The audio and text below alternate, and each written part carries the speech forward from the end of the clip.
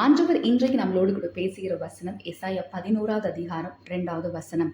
ஞானத்தையும் உணர்வையும் அருளும் ஆவியும், ஆலோசனையும் பலனையும் அருளும் ஆவியும், அறிவையும் கர்த்தருக்கு பயப்படுகிற பயத்தையும் அருளும் ஆவியும் ஆகிய கர்த்தருடைய ஆவியானவர் அவர் மேல் தங்கியிருப்பார்.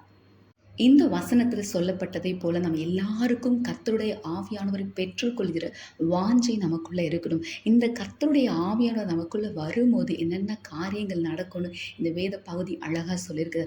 அந்த ஆவியானவர் நமக்குள்ள வரும்போது நமக்கு ஞானத்தை, உணர்வுள்ள இருதயத்தை, நமக்கு வாழ்க்கைக்கு தேவைப்படுகிற ஆலோசனைகளை, பிரச்சனையை மேற்கொள்கிற பலத்தை கொடுக்கும், நமக்கு நல்ல அறிவை கொடுக்கும். கர்த்தருக்கு பயப்பட்டு பாவத்துக்கு விலக்கி வாழ அந்த ஆவியானவர் நமக்கு பலப்படுத்துவார்.